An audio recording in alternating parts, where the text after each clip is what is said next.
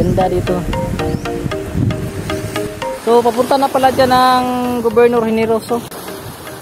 Yan yung punteriya natin ngayon.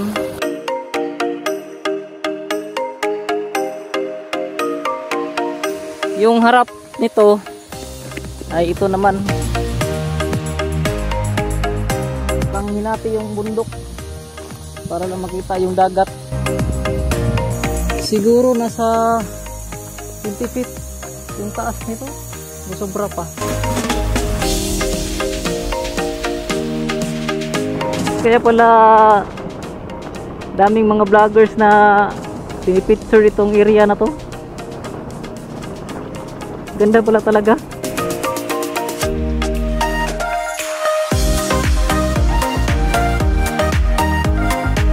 Yung island 900 meters away lang. Halos 1 kilometro mula dito sa baybay ng Tubanban.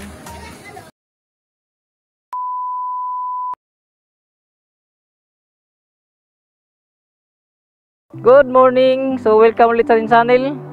Isa po ako Mindanao vlogger. So ngayong araw ay explore natin ang Davao Oriental.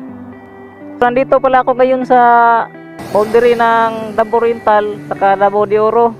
Kaya tayo napahinto dito. Madami kasing mga humihinto na motorista dito para magpa-picture. Yan o. Dito sa kanilang park. Sana samahan niyo ako sa aking biyahe ngayon. So tara, let's go!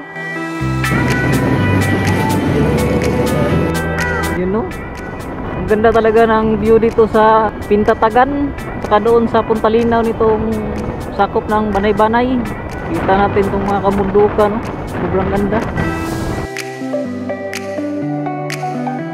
Kamundukan yung gilid, yung kabila naman dagat. Tapos pagliko naman natin dito, ito naman yung view makikita natin, no? May mga beach resort pala dito sa bahaging ito ng Puntalinaw. Malinaw yung dagat dyan. Nakapag-vlog na ako dyan minsan.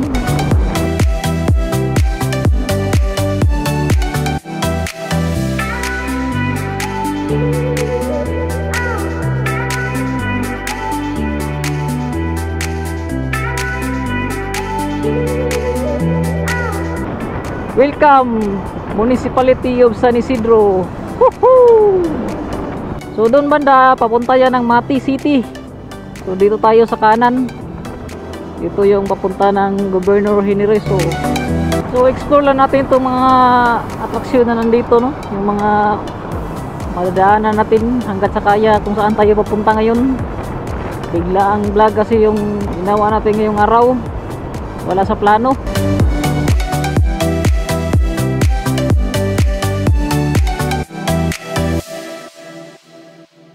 Yan, so nandito ulit tayo sa Budik na to. Sakop ito ng Bato-Bato.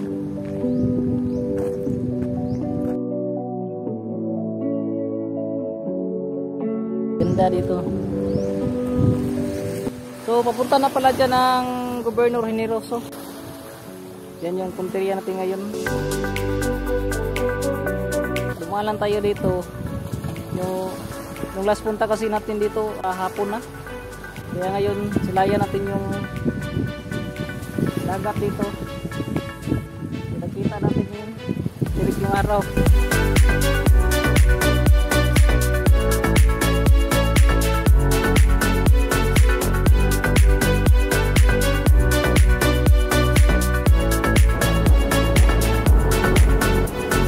So hanap pa tayo ng ibang attraction dito sa lugar.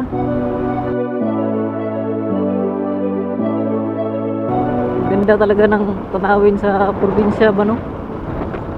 Daming puno ng niyog. Hanggang dito banda, oh. Grabe. Kita natin yung kabundukan, no? Wow! Woo! Sobrang ganda dito. You know? Yan, so dito na tayo sa yung hinahanap nating rebulto ni Mama Mary. Dito na yun matagpuan. So kumaliwa lang tayo, no? Mula doon sa papunta ng Gobyerno Generoso.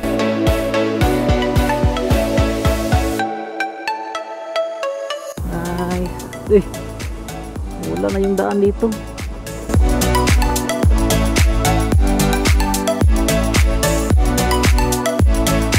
Nice, ganda oh.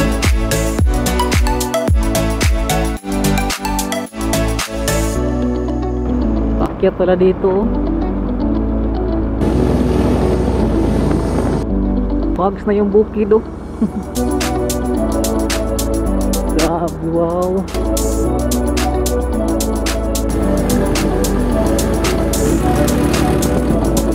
Ito na yung sinasabi ko. Lala. Sakay. Tulad ta. Pasok lang tayo dito. Yan, so matapos ang mga 20 minutes na biyahe natin, dito na tayo sa Our Lady of Immaculate Conception.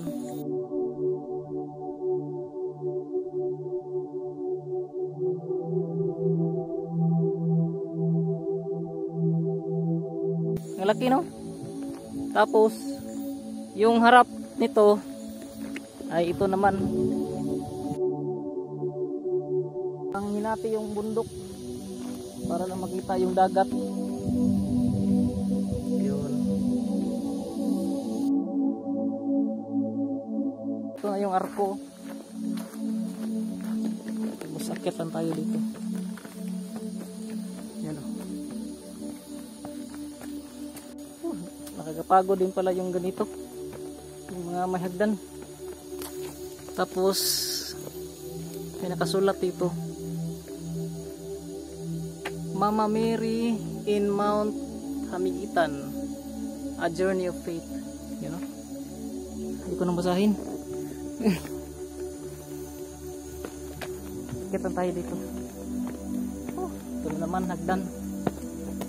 Pagod yung ganito, hagdan.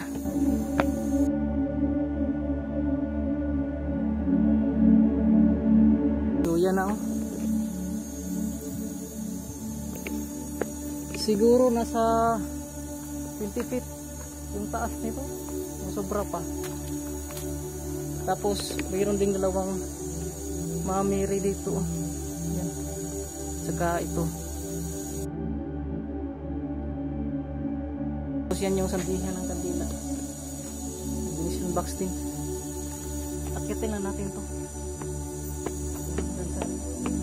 Patungo dito sa likod ng Mama Mary.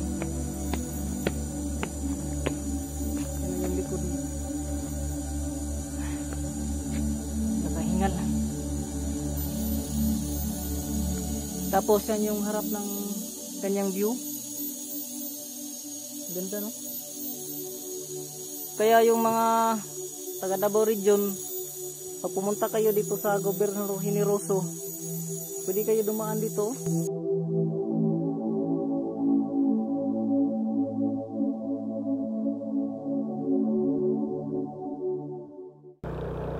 Puntahan na natin tong pasyalan dito. Lindo to.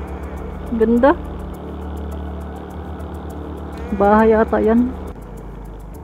Nandito na tayo sa Mount Hamiguitan Escape. Meron palang museum dyan oh. Kaso sirado ngayon. Mount Hamiguitan Natural Science Museum. Kaya lang sarado. Will be temporarily closed due to repair and maintenance of the facility. Ah, yun pala. Yun pala yung dahilan. Tapos yan naman yung may resort oh. Diyan. Yung gusto mag-overnight dito, meron ding mga pools diyan sa loob. So tara, ba na ulit tayo. Dito ulit tayo ng Gobzin, Gobyerno Generoso. Grabe yung daan dito, tuloy-tuloy yung baba. Break. Huwag kang kumalya, break. Oh, thank you Lord.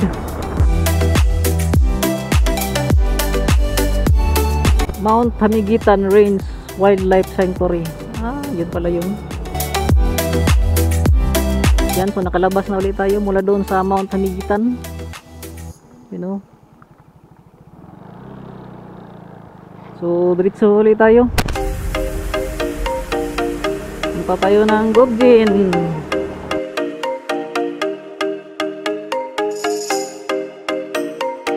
Welcome to Municipality of Governor Generoso. Sa wakas nakapunta din tayo sa lugar na ito. First time kong tumapak sa probinsyang ito. Dito na pala tayo sa Sigaboy. Ito yung unang munisipalidad na madadaanan mo pag pumunta ka sa Governor Generoso. Itong Sigaboy. So dyan pala yung papunta ng Generoso, kaliwa. Punta ng Parula. Dito lang tayo, tingnan natin itong shoreline. Tama ba?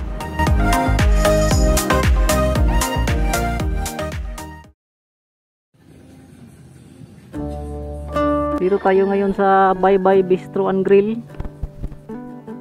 Sarap ng foods nila dito. At ang kandahan nitong lugar nila, nandito sila sa gilid ng dagat.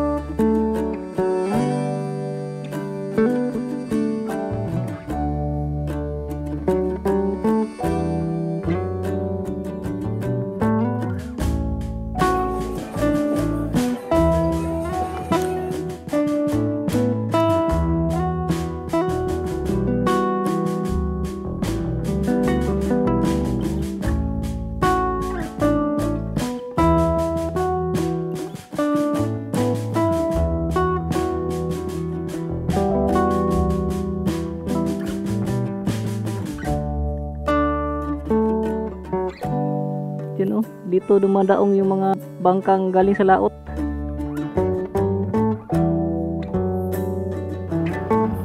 So yan, tapos na kami kumain dun sa Bye Bye Bistro and Grill. Nagkape ako, cold coffee, para mabawasan yung antok natin. So dito tayo kanan, at pupuntahan lang natin tong island na dito makikita sa Sigaboy. Ito yung daan, papunta doon sa Parula.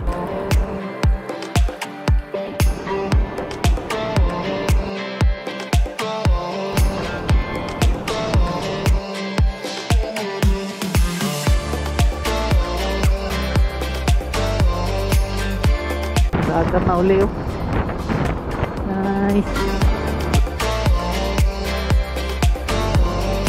Hala, nandito na tayo sa pyramid, Hala,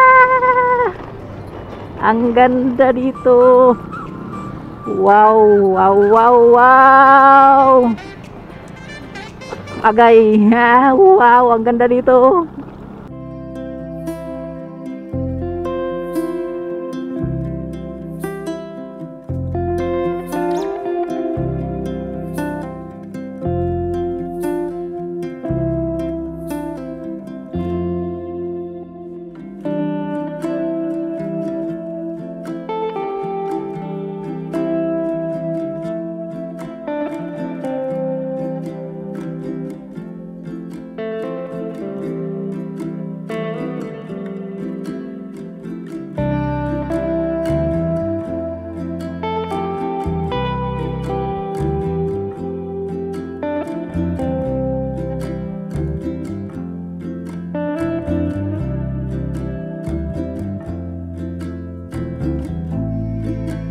Kaya pala daming mga vloggers na pinipicture itong area na to.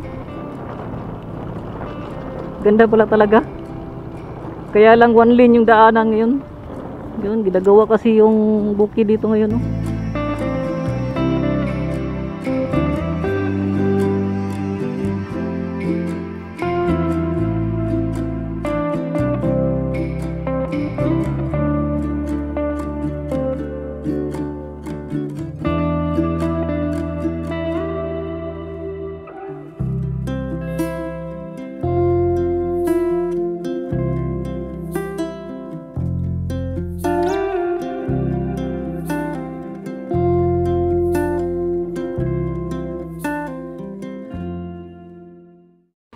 Lumagpas pala tayo sa island na sinasabi ko. Pero buti at nakarating tayo dito. Sikating kasi ang area na to. Daming mga vloggers na nagpapalipad ng drone dito. So balik tayo.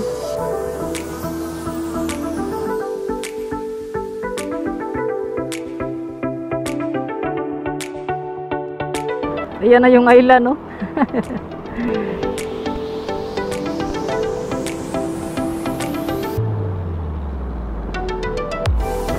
Hanap lang tayo ng area na pinakamalapit para makapagpalipad tayo ng drone patungo ron sa island. Pwede mo utana, boss? Asa na yung pinakadool nga bye-bye, boss, padlong sa island, boss? Ito sa kuwan. Ito sa kuwan Dito lang ni. Sige, salamat, boss. Sakop na pala ito ng Tibanban.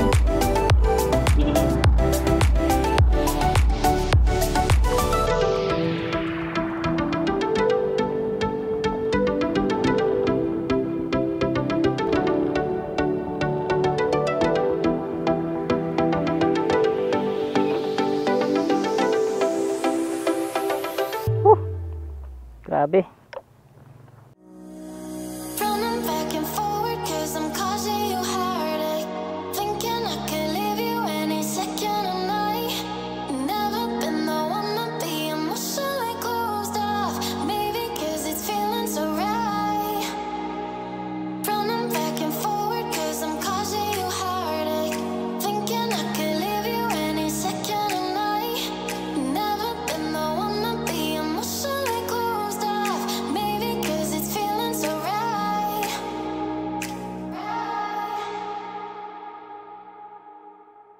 So dyan ako nagpalipad ng drone no, sa taas. Tapos yung island 900 meters away lang. Halos 1 kilometro mula dito sa baybay ng Tibanban.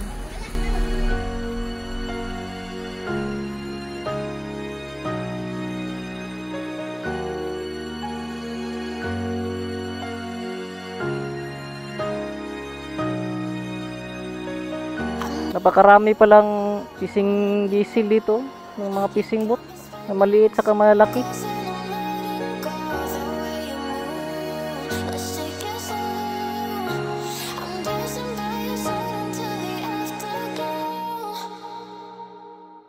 Yung baybay dito, puno na ng bahay dito sa sentro ng Tibanban.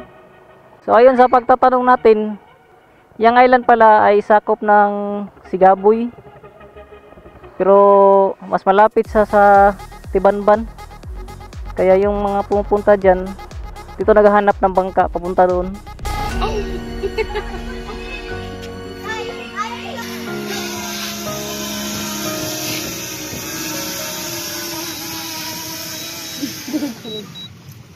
Yan, so hanggang dito na muna yung adventure natin ngayon. Salamat sa mga nanood. Saka pag-like naman itong video, at saka kung bago ka pa sa akin channel, pag-subscribe na rin para lagi kayong updated kung may bago tayong video. So yun lang, salamat.